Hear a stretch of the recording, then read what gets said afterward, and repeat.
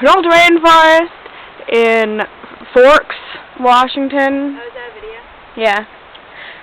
That's my cousin Juliet. Say hi. Hello.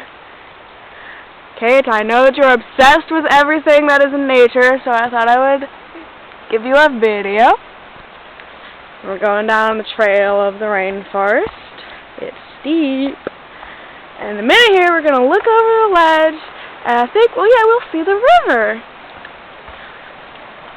You can't really see it very well. Let's see if we can zoom.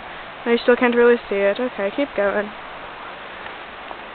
Look at all these ferns and wildlife. I can't feel it, but it's kind of raining.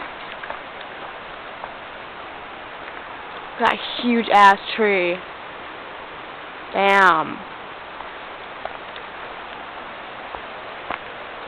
See, there was a big log sticking up. It's gonna get ya. I don't know what's been going on there. And here is the river. The Quinault River. Isn't that pretty?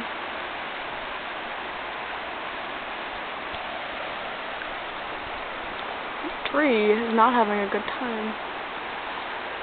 Alright, well, these are the trees again. Oh, damn. And this is where I will end the video.